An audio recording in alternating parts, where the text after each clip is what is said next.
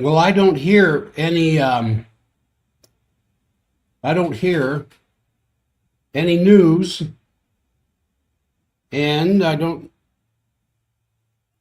hear any news. I've been kind of waiting to hear something of a news broadcast, but it looks like I'm back. I'm back up on the. I'm back up on the stream. Welcome to Global Affairs Unfiltered of Jack Stockwell. Uh, we've got the new system set up, and I am recording, but I'm not seeing very much coming across the screen here. So we have some tweaking we need to do at KTalk. But I'm going to go ahead and proceed with my show because the stream is up. We got the problems fixed that hindered me last week. I've got. I want to talk about Bobby Kennedy Jr. for a moment and the resistance that he's getting not only from his family but many members of Congress who are very upset about the position he's taking in demanding safe vaccines. It's kind of like what's going on in some of the sanctuary cities, especially Chicago, where they had something like another dozen or two shootings over this last weekend, 5 dead. And the Democratic leaders of the city are saying, no, we don't want Trump coming in here and cleaning things up. They feel like they can do it themselves, I guess is the situation. However, the same thing with the Senate now, because the Secretary of Department of Health and Human Services, Bobby Kennedy Jr., saw few friendly faces as he was pummeled with mostly hostile questions for 3 hours during a hearing with the U.S. Senate Finance Committee on September 4th. And virtually every Democrat on the committee ended their allotted 5 minutes by just simply asking Bobby Jr. to resign. Then several Republicans insisted on support for public health measures that include vigorous use of vaccines. However, it became clear that Bobby Kennedy Jr.'s idea for public health measures is not that of conquering disease with science and providing modern hospitals in every community, but is one of merely relying on consumers to make better personal choices, lifestyle changes, and avoiding food coloring. Now, just another smear job from a news source that I often have respect for, but, understanding that these people are bought out by big pharma, there's not a whole lot of other things that can happen. And avoiding food coloring. Is that all they can do? Kennedy has many times insisted on public safety with vaccines.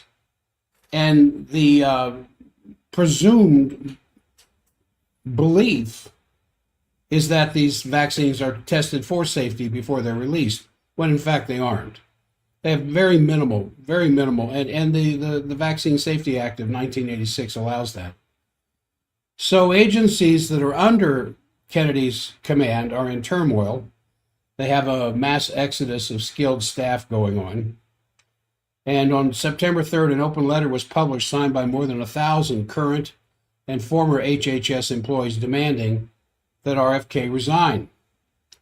So Senators John Barrasso and Bill Cassidy, Barrasso, Republican from Wyoming, and Cassidy, of course, Republican from Louisiana, both medical doctors, were the two Republicans most supportive of the vaccines at the hearing. And Barrasso used the example of General George Washington during the American Revolution, who demanded that his entire army take a smallpox vaccination.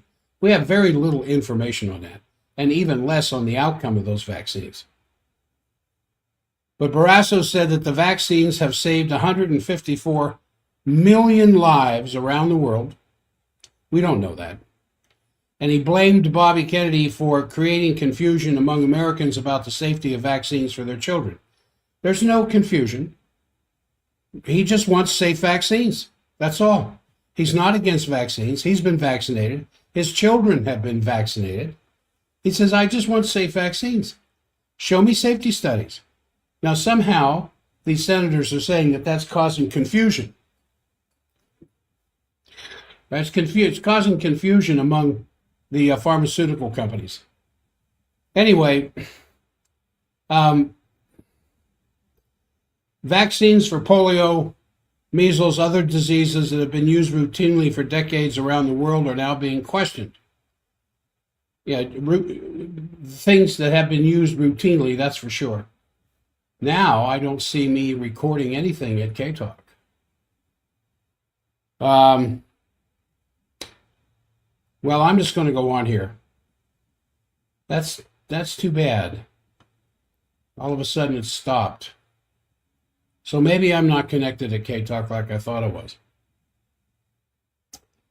Oh well, for the sake of those who are on the stream, the few of you who are, I want to continue talking about what is important here, because Barrasso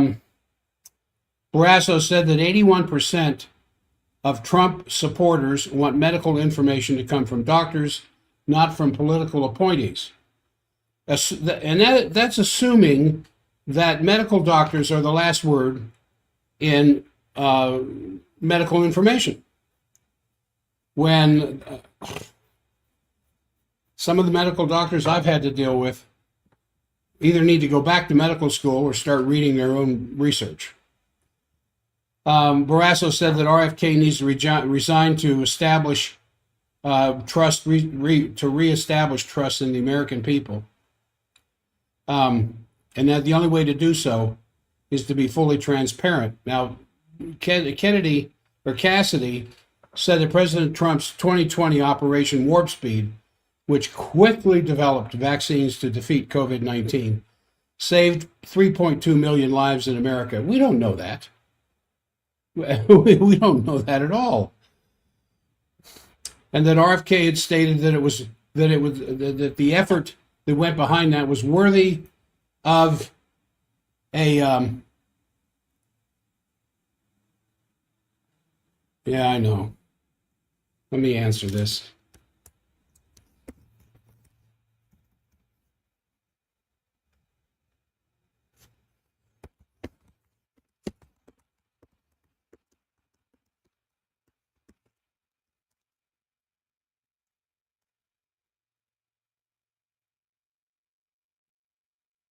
It's on here.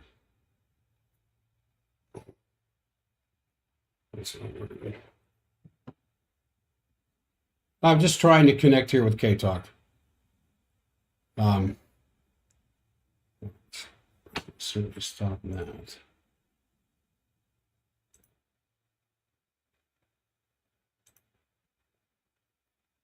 For those of you who are listening on the stream, we are still trying to work out some bugs at the radio station. We just moved from Linden up to well, I don't know if it's Midvale or Sandy, but we just moved the station. I think it's Midvale, and they spent the last several days. Dick and Kristen spent the last several days doing what they can to get everything hooked up and going. And I think Paul's going to try and call me here and see if that doesn't need to log into Zoom first. I'm sure you do. See if that won't make a difference. Anyway, Cassidy was complaining that Bobby Jr. had cut $500 million from mRNA research. He said, yet this program was designed under the same Operation Warp Speed to become a platform to cure other diseases. See, there's so much assumption that's involved here. There is no randomized, double-blind study, crossover, placebo-controlled, to prove any of this stuff. And unless you do the gold standard for research, then everything is just supposition. And there's no gold standard in research in any of this stuff regarding COVID, or vaccines for that matter. It's all based on assumption.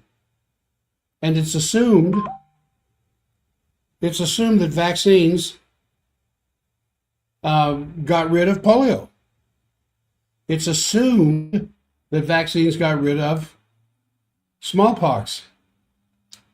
It's assumed that every time there's an outbreak of measles, that it was the mass vaccination. There we go. That's connected. Now let me see if I'll put it in recording and see if we're coming through. Maybe we are. Maybe we are. Okay. All right. Now, thanks, Paul. I don't know why I couldn't call in, but it looks like I'm finally up at K-Talk at 11 minutes after the hour. I've been talking about Bobby Kennedy Jr. and the efforts of the Senate Finance Committee to dump him and get rid of him. And the two people who were pushing the most, that are both medical doctors,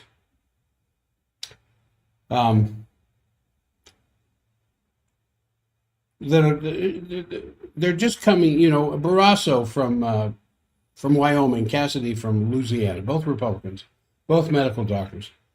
I guess they got tired of the medical business and went into politics instead, which makes them doubly suspicious in my mind. However, they were really laying into Bobby, and then you see over the weekend his family came out with a public statement that they want him to step down because he's embarrassing the family. So senators from both parties repeatedly challenged Secretary Kennedy with all his contradictions. Kennedy said that he wants vaccines to be available to all Americans, yet he imposes restrictions.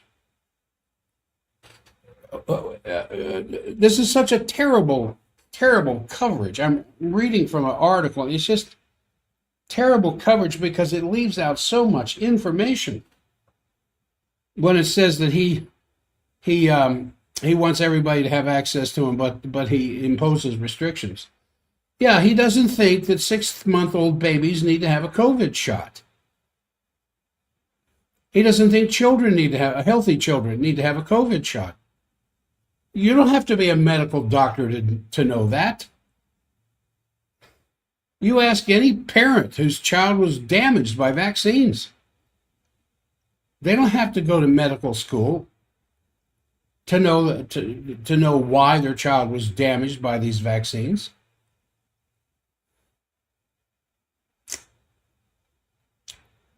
So they get upset with him because he fires medical people and they are replaced by political appointees. Well, yes, in some positions they're replaced by political appointees in areas where medical decisions don't have to be made. And then he got rid of the medical professionals who are also sitting on pharmaceutical boards. They don't mention that in his article. Senators pointed out that he claims to promote science, but he's cut $500 million from the mRNA research program. And again, this just terrible article doesn't mention the fact that the $500 million was to create more mRNA shots without safety studies.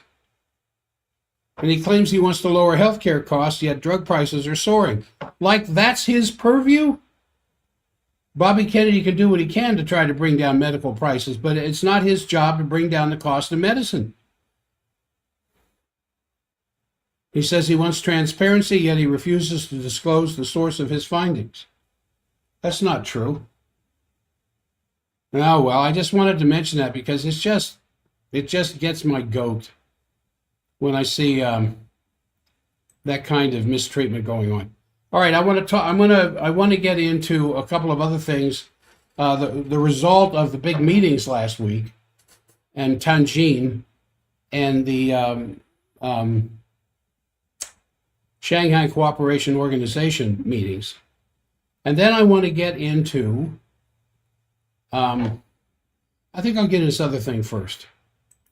I wonder, did the U.S. ambassador? You see that Israel is ready to move in and annex the West Bank. Now, Russia moves into the Ukraine and starts annexing the oblasts, the 4 major oblasts which could yet expand even further than that.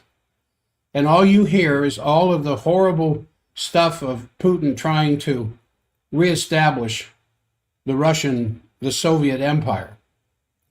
But when Netanyahu, through the power of the IDF, says, well, we're going to go ahead and annex the West Bank, which is not Israel. We're just going to go ahead and take it. Who screams? Who gets upset about it? Well, the United Arab Emirates is really getting upset about it, and they're telling him, don't you dare do that. You have agreements with us, you have agreements with some other countries over here, that you're not going to try and do that. And it's just part of the hypocrisy that comes out of Washington, comes out of London, out of New York, out of NATO, just the ongoing hypocrisy of displacement and confusing signals. And I'm going to get into the reason why these signals are confusing in a few minutes, as to what I think is going on behind the scenes. And I want to mention a rather interesting podcast that I want you to listen to. You have to get a piece of paper and a pencil to write this down. But U.S. Ambassador to Israel, Mike Huckabee, appeared to signal that Washington has not taken a stance against the Israeli decision to apply sovereignty in the West Bank. This is reported by the Times of Israel. And the reporter for Channel 14 posted a quote from Huckabee on September 5th, who said, the U.S. has not come out against applying sovereignty. Applying sovereignty. Stealing land is what they're talking about. Says the U.S. has never asked Israel to not apply sovereignty, Huckabee said. I have repeatedly stated that the U.S. respects Israel as a sovereign nation and will not tell Israel what to do. This is also what Secretary Rubio has said as recently as this week. Oh, Huckabee, what a shill. I once had some respect for you. The Times of Israel notes also that Jared Kushner, who is President Trump's son-in-law and his, at one time, his senior advisor, said 5 years ago, the American officials do not plan to give our consent for some time. We just listen to this. Kushner, unelected, top advisor to Trump, his son-in-law, of course, Jewish himself, is trying to be able to turn the Gaza into the premier resort of the Mediterranean. And he says, we do not plan to give our consent for some time. We do not plan to give our consent for Israel to take over the West Bank. And following the announcement of the Abraham Accords deal between Israel and the United Arab Emirates, the United Arab Emirates is getting very upset about the possibility that this could actually happen. All right. Now, before I get into this other thing, I wanted to briefly mention a little bit about what came out of the development of the Shanghai Cooperation Organization Bank. Now, what is important here? And this was the 25th meeting of the SCO. And in a clear reaction to the tariff war launched by President Trump against the BRICS countries, something unprecedented has happened, which gives me a lot of hope. Namely, that India and China have moved very closely together with one another. There's a very important positive meeting going on between President Xi and Prime Minister Modi, where they buried the past tensions between them over Nepal and not Bhutan, but anyway, land disputes between China and India up in the Himalayas. And anyway, it seems that that's been buried. That has freaked out excuse me, that's freaked out the international mass media more than anything else to see these two men hand in hand. I mean, there have been warfare skirmishes between China and India in the area that I'm talking about. And here they are standing hand in hand at this meeting. Now, naturally, the foundation of this entire development is the unshakable partnership between Russia and China. And these countries, which are represented there, represent China, India, and Russia, represent 42% of the world population. And if you take into account all these other SCO countries that are all linked and interconnected through things like BRICS, the Eurasian Economic Union, the African Union, the BRI, then you actually have a global network of organizations and countries altogether representing the global majority of 85% of the human species. That's what happened last week in China. Enough leadership, enough countries that represent 85% of mankind on this planet. And they have clearly decided that they are going to create a new system based on sovereignty, absolute respect for the different social systems, no interference in the internal affairs of another country, and peaceful cooperation. And they've also started to create the alternative mechanisms to protect themselves against economic warfare, like the tariffs coming from the West, the unilateral sanctions, regime change, similar measures by creating the Shanghai Cooperation Organizational Bank, which will be in parallel to the new development bank of the BRICS and the already existing Asian Infrastructure Investment Bank. So clearly, what you have here is an extremely positive development. And I think it puts the so-called collective West, which is not united anymore, in front of a clear choice to either continue the geopolitical confrontation against Russia and China, in that way ending up in a third world war, or recognizing the global majority is something that you cannot get around any longer. And I think the only way to adapt to that global majority, the change will be painful for many establishment figures in the West to acknowledge this new reality. One such reflection was the fact that at the very recent Coalition of the Willing, a meeting that took place in Paris where they wanted to decide whether to send troops to the Ukraine, boots on the ground, despite the fact that Macron was pushing very hard to send troops to the Ukraine for the so-called peacekeeping that was not welcomed at all. Only 6 of the 26 countries out of the Coalition of the Willing agreed to send troops. Now, what kind of a coalition is that? Of the 26 countries who make up the Coalition of the Willing, the major ones, of course, France, England, and Germany, but several others, a lot of the European countries. Only 6 said yes. 20 of them said no. And so the others that refused, Italy refused, Poland refused, Bulgaria refused, Germany refused, and they had a telephone conversation from Paris with President Trump. And the only thing which became known after that was that the meeting was completely disappointing because Trump did not support whatever they were demanding. Chancellor Merz, who had been extremely bellicose before that, somehow very frustrated, said Germany is not going to send troops. They're going to try to beef up all kinds of long-range weapons inside the Ukraine, not inside their individual countries. They're going to beef up the long-range missile stuff inside the Ukraine, but no troops. And he said the problem is that it does not function to find a peace solution without Russia, and Russia is now in a strengthened partnership with China and India and Brazil. And it sort of blocks a unilateral approach in the Ukraine. And this is all because of the screw-ups of the West. The West caused this thing to happen, and the West causes this lack of unification to continue to happen. Now, the situation on the ground in the Middle East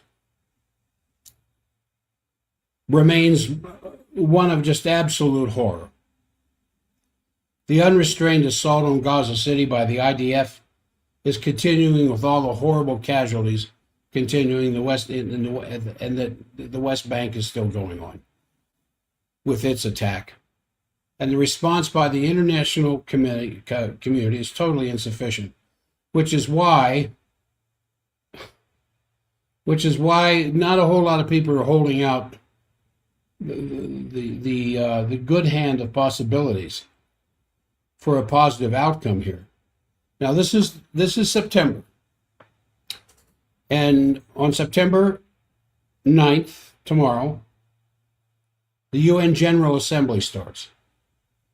And there are efforts pushing very hard to have the power of decision be lifted, and this is critical.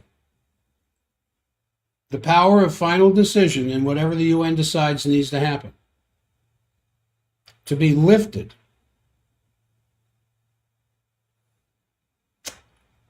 from the UN Security Council to the UN General Assembly, as is provided for in the UN Resolution 377.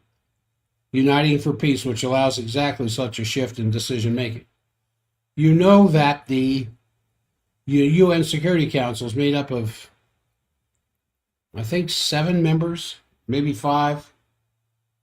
All it takes is the veto of one of those countries to stop the UN from being able to do something that the UN thinks it should be able to do. And who is the one that vetoes more than anybody else in the last decade? Yes, the United States. And all of the actions that have come before the Security Council over the last 2 years regarding the genocide in Palestine, the U.S. has been the one to veto any measures that the UN could do to take to stop it. Now, if that change is made, and I don't know how much of a majority is required of the member nations to make a change like that, where they take the last decision away from the Security Council and give it to the General Assembly, then the General Assembly could make decisions to impose all kinds of measures against the IDF.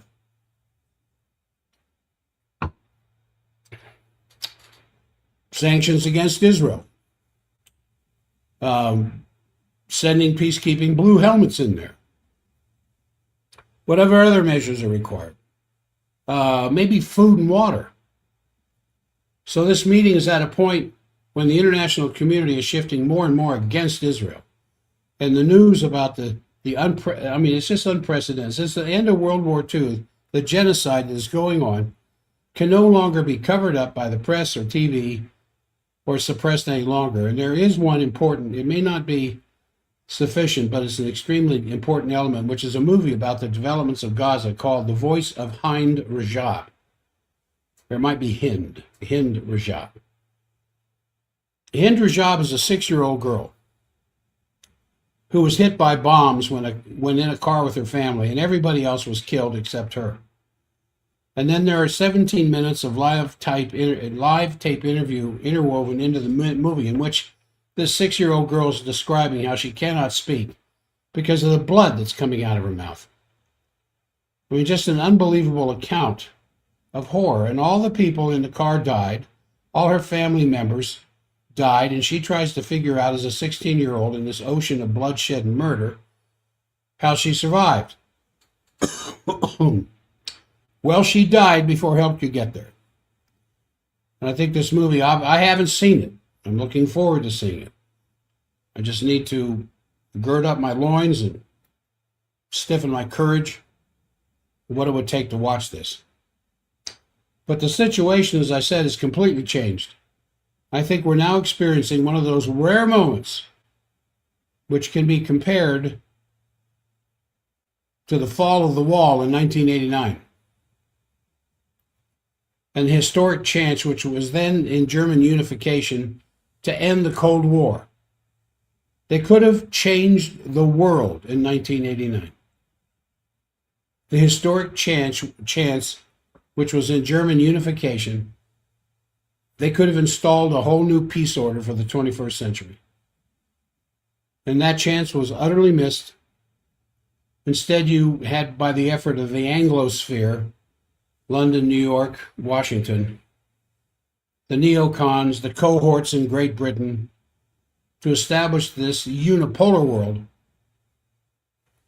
with all of its horrible consequences.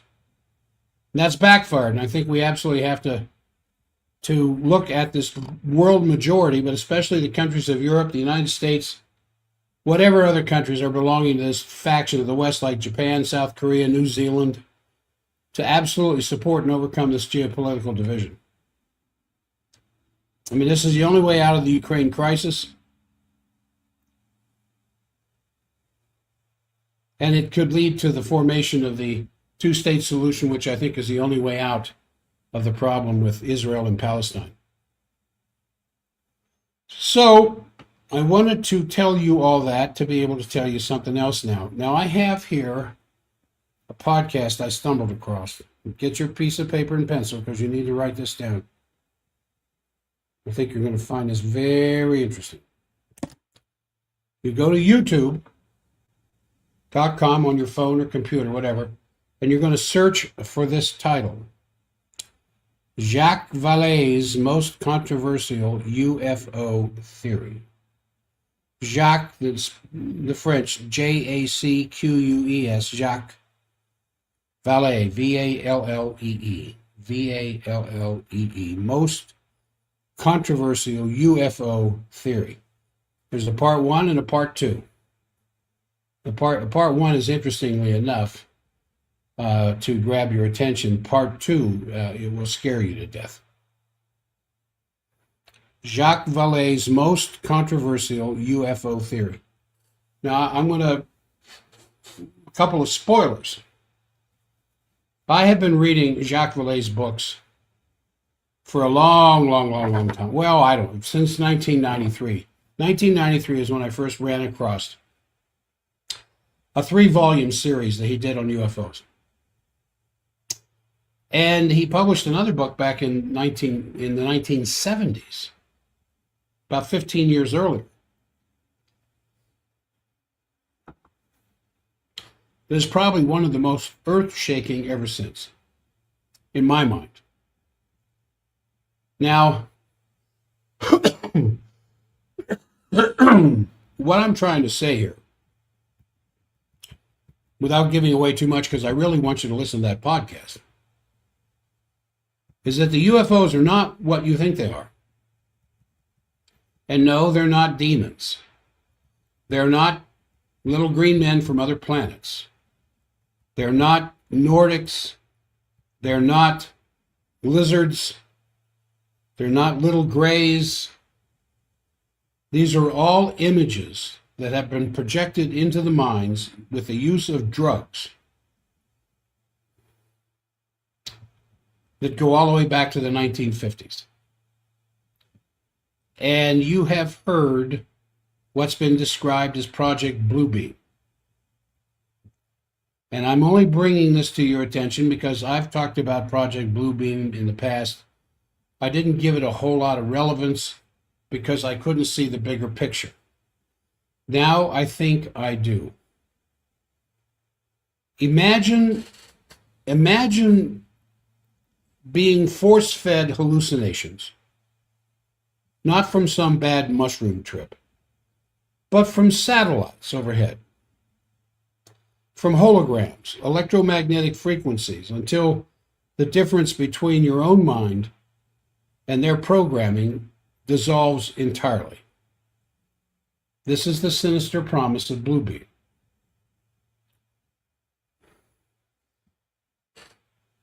Now, you notice the reports that have been coming out on these mass school shootings.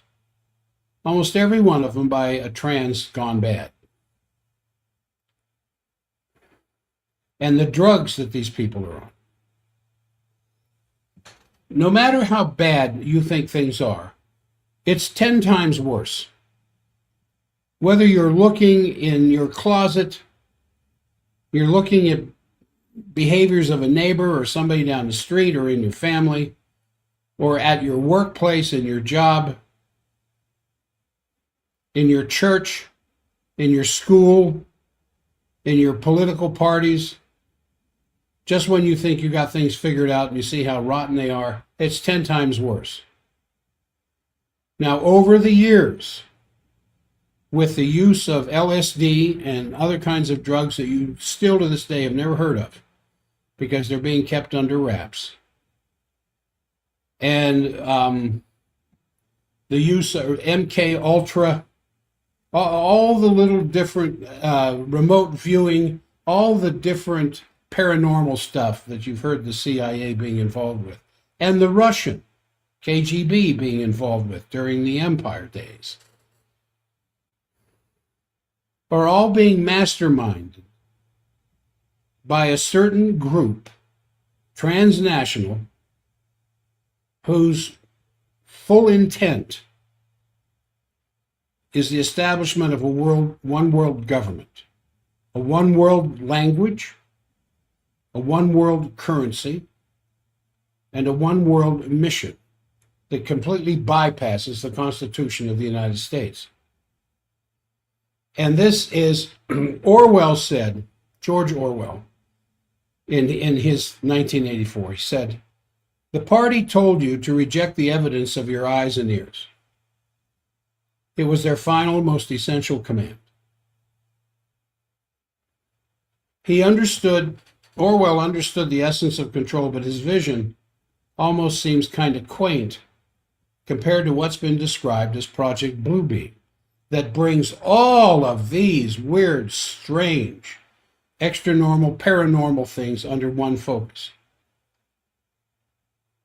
Do you remember the Summer Olympics in Rio a few years ago?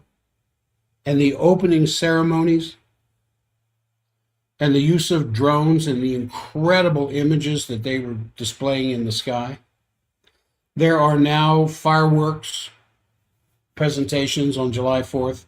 Some cities have opted for the drone that just is big, beautiful explosions, but it's done with drones.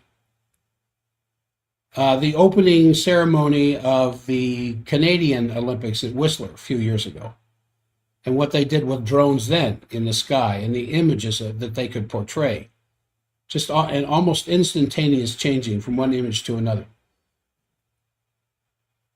This is the essence of Bluebeam: to hijack your senses, to replace what you see, hear, and even think with their fabricated truth, being force-fed through the use of EMF. We know even with 5G, and 6 and 7Gs are in development, we even know with 5G, you can affect the behavior of people at a relatively safe distance where they can't identify the source. We know that the Mossad was doing that in London, sending signals to the, I don't remember if it was MI6 or the United States or who, but somebody, or the Russians, somebody's embassy. And they were programming information into the brains of the people that were their target. And that was years ago. What has this stuff developed to now?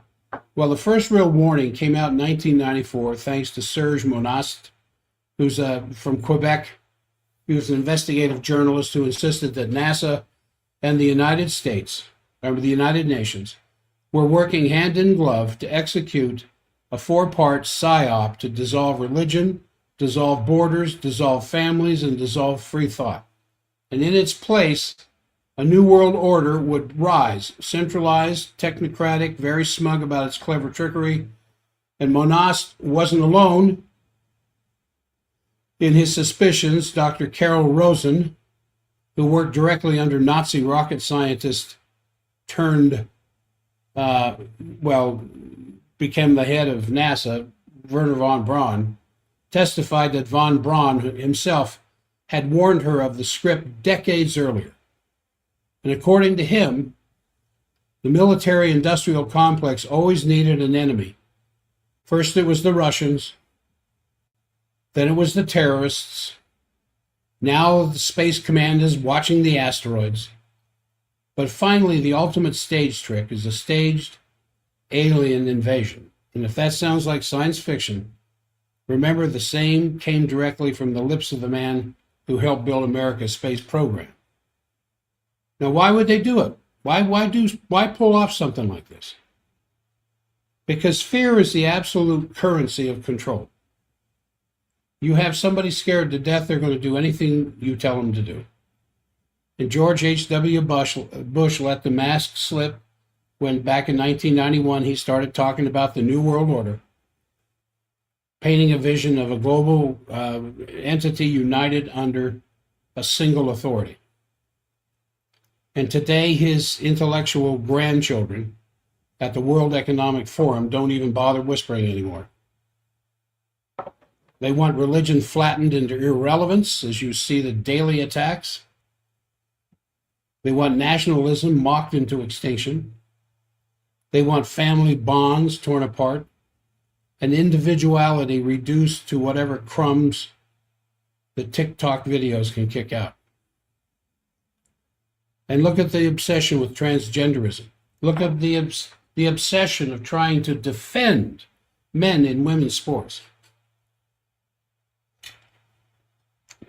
Constantly trying to blur the lines of reality and shaping a culture to become fully on board with transhumanism.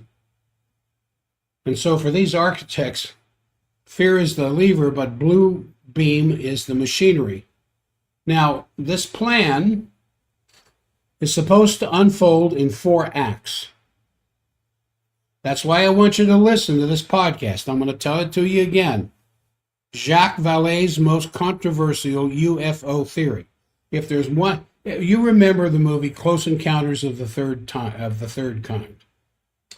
And Francois Truffaut, the French director and actor, the character he plays in that movie of the French investigator, and then there's this guy next to him, bearded guy next to him, that's his translator, who follows him throughout the entire movie. Francois Truffaut was supposed to be Jacques Vallée. He's playing Jacques Vallée. Some people said, no, he's playing Hynek. No, Hynek shows up in the movie himself. Hynek plays himself. It wasn't Hynek. It was Jacques Vallée that Francois Truffaut was playing. That's how positioned Jacques Vallée is in UFO theory. And what he is now saying is what he was hinted at back in the 1970s. That these things aren't anything like, you can give a drug to somebody that'll erase their memory. I mean, gone. They wake up from the drug-induced coma. They not only do not know who they are, where they are, the date, the president, or anything else. They know nothing except some basic communication. They may still hold on to their language. They know how to eat and go to the bathroom, and that's about it. Their memory's gone. In place of that, there are drugs that can be administered that will induce experiences, memories, visions, to where people would swear on their life that something happened, and it didn't. It was just stuck in their brain with the use of some of these chemicals. And that's back in the 1950s. What do we have now, 50 years later? What kind of sophistication exists now? And these craft that you see, they're all ours. They're not driven by demons. They're not driven by little green men from Mars. It's all our stuff that we've developed. And when I, as a student of Jacques Vallée over the years, just absolutely wrapped up in some of the face-to-face contact stories people have had with abductions and everything else, and for him to say what he's saying now. So the plan is going to unfold in 4 acts. First, earthquakes. Not the natural kind, but the engineered tremors strategically placed to reveal discoveries that rewrite religious history. Now, why did they stop the research at Göbekli Tepe? There's a decision through international treaties to stop the excavation. I don't know if you've seen any of the YouTube studies on Göbekli Tepe, but it's very, very interesting. 14,000 years ago. It was 10,000, now it's 14,000 years ago. The kind of sophistication that existed then. But that's a story for another day. The first act will be the earthquakes. Certainly you have seen an increase in these earthquakes lately.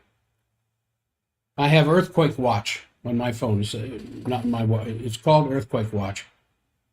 It's an app on my iPhone. You can go to the App Store to get it. Doesn't cost anything. And you can set the level as to what Richter scale you want to be advised of or be warned of. I'm set at 6. So if any earthquake 6 or higher, I get a little warning on my phone about it. You can set it as low as 3 if you want, but your thing will be going off constantly. When I first started on the radio 30 years ago, when a 6.0 earthquake happened, it was big news. You'd get about 2 or 3 of them a year. Now you're getting 2 or 3 of them a month or more. And then that big one, that 8, whatever it was, almost a 9. They're in Russia here less than a month ago. So the first round will be earthquakes that supposedly will open up areas in the surface of the earth to reveal certain discoveries that will change religious history. The Dead Sea Scrolls rattled some theologians, but imagine what conveniently unearthed tablets could do if a few million people were already primed ahead of time. Induced seismicity already exists thanks to fracking and mining. Researchers tinker with sound wave manipulation of the Earth's crust. Step 1 isn't to bury faith under rubble. It's to crack it open just enough for doubt to seep in. And religion has always been the thorn in the side of the establishment that demands only they are worshipped. Discoveries that could unlock the key to ancient wisdom and technologies that may possibly help us vibrate at a higher as a species are all veiled in secrecy and closed to public scrutiny. As soon as anything like that is discovered, it's covered up. And so the decision to stop excavating Göbekli Tepe and the global treaties that surround Antarctica and the mysterious eyewitness accounts from that region. Ice walls. They've been down there. They can see the ice wall. And the elites have knowledge regarding the collective consciousness and accessing higher intelligence they do not wish the rest of us to know about. Step 2.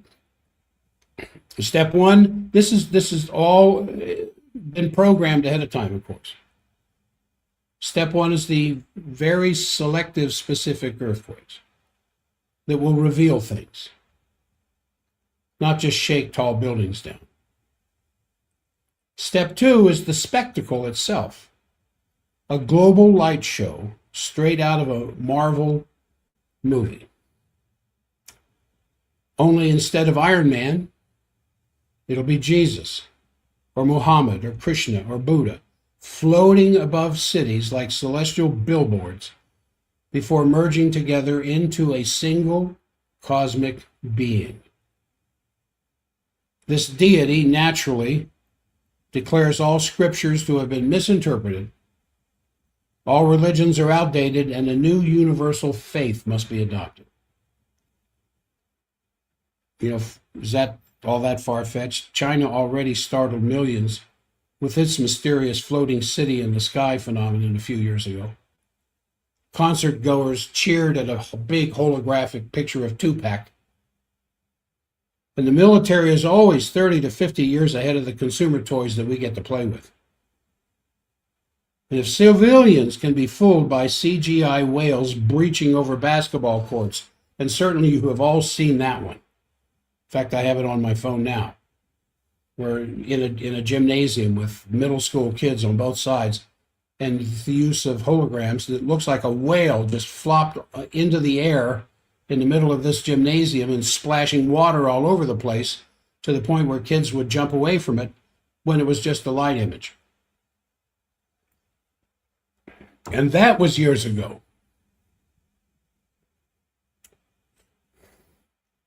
So how convincing do you think DARPA's secret holograms are now? Step 3 is when the lights get switched from your eyes to your brain. The synthetic telepathy that has been around for decades through electromagnetic waves, convincing everybody to believe that their God is speaking to them silently, loudly inside their ears, but nobody else can hear it. This is where the MK Ultra graduates now experience 5G on steroids. The CIA once spiked unwitting citizens with LSD. Today we've got Neuralink drilling chips into skulls. Thank you, Elon. Transcranial magnetic stimulation altering moods, electroconvulsive devices sold to boost performance. These were at the latest show down in Las Vegas. Even claims about vaccinated people emitting Bluetooth signals suddenly sound less like madness and more like the proof of the concept I'm talking about. Once they own the channel that's sitting there between your ears, resistance is futile.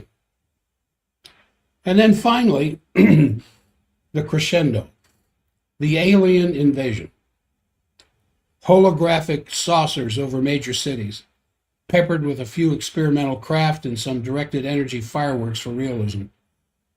Governments panic, missiles are launched, maybe even some nukes fly, and then the UN steps in, announcing the whole thing was a misunderstanding.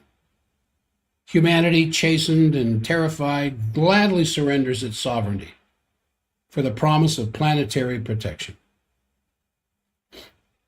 Now, if that seems ludicrous, look back at Operation Northwoods in 1962, when the Pentagon actually drafted plans to fake terrorist attacks on Americans to justify a war with Cuba. And we can leave the discussion of 9/11 for another day. John Kennedy shot down the Northwoods plot. Then, of course, right after it, he himself was shot down, but the paperwork still exists today. Blue Beam is just another false flag with incredible technology and special effects, right out of a Marvel comic movie. And if you need a pop culture reference, the plot of The Watchmen. I think it's on HBO. I saw it. It's very, very disturbing, but very intriguing. A one-season series at HBO Max called The Watchmen revolves around a faked alien invasion staged to unite mankind. And sometimes fiction isn't escapism, it's predictive programming. So pieces of this rehearsal are already available. They're already visible. They're happening almost weekly. The pandemic that we went through for a few years trained billions to submit under fear and accept digital passes as the price of freedom. Central banks salivate over programmable currencies. The mainstream media, once lambasting the cranks that talk about UFOs, now cover them like weather reports without an explanation or apology for their monumental 180-degree turn. And all of a sudden, you've got this unidentified craft approaching Earth that's out there right now in the news. I forget the name of it, but it's approaching the Earth, popping up in the headlines with some rather suspicious regularity. The drip, drip of fear primes the stage. And, not to leave out by any means, what has been going on in Jersey. with the drones, which brings us back to Serge Monas that I mentioned at the beginning. He warned the world in 1994, and by 1996, his children were seized by the state, and he was dead from a sudden heart attack the day after being jailed for spreading misinformation. No prior health issues, no warning, and gone at 51. A whistle blown sometimes immediately results in a whistle silenced. How many times have we seen that story repeated? From inconvenient scientists to political dissidents to whistleblowers who have a peculiar habit of developing terminal cases of coincidence. Now, if Project Bluebeam is genuine, and I think there's something to it, it would be the most audacious psyop in human history. Orwell's 1984 rebooted by Hollywood when Pentagon, with Pentagon funding and a Davos after party, got into this. And here's the beautiful part. They only succeed if enough of us fall for it. Awareness is the antidote. Keeping your wits about you is the antidote. The more people recognize the script, the harder it is going to be to stage the play. So when a holographic space-sized Jesus hovers over your skyline, you laugh, you point at it, and you just tweet on your phone, "Nice try, NASA. Nice try." And when mainstream news dangles fear like catnip, you swat it away instead of swallowing it. Faith and family are stronger than fear and fakery, and the ridicule is kryptonite to authoritarian magicians. They hate to be laughed at. So if the day comes when the Antichrist laser show fills the heavens and politicians tremble on cue, remember it isn't revelation. It's just really expensive Hollywood. And the trick only works if you feel like you need to clap. And the more of us who refuse, the sooner the curtain falls. And just to remind the elites who are watching, The Watchmen, I always wondered when that thing was produced by Hollywood and released, or produced by HBO and released, how that ever got out. But they're proud. They're proud of the things they do, and they're proud of the work that they accomplish. And I think some of them just flat out honestly believe in the best of what they're doing for the betterment of mankind and just want to jump out on stage and tell everybody what they're doing. It's kind of funny. All right, we're coming up to the end of the program for today. I know some of you think that my brain's gone soft talking about Project Bluebeam, but I want you to listen to those two podcasts. Jacques Vallée's Most Controversial UFO Theory, Part 1, and after you've listened to that, the second one will pop up, Part 2, where it's hard to argue the argument he's making. Well, someone's making it for him, but if you look at all the dynamics that could be involved with Project Bluebeam, it certainly answers a lot of questions that come in under that umbrella, and finally explained in the sense of the elitists' attempts and the increasing population of billionaires who never read the Constitution and their ideas for a better America and a better world.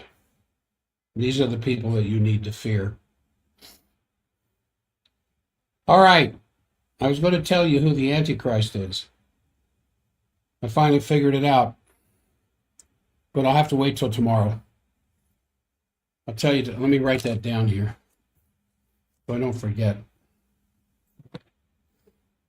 who the Antichrist is. Finally figured it out. Very obvious. And I'll get into that tomorrow. All right, keep your wits about you. Be careful. I don't hear any news or anything coming on a K-Talk. Maybe it is. I don't hear it. So that will be it for today's show.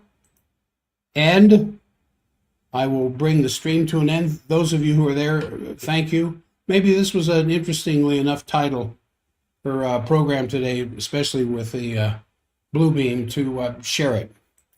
I will see you as well tomorrow.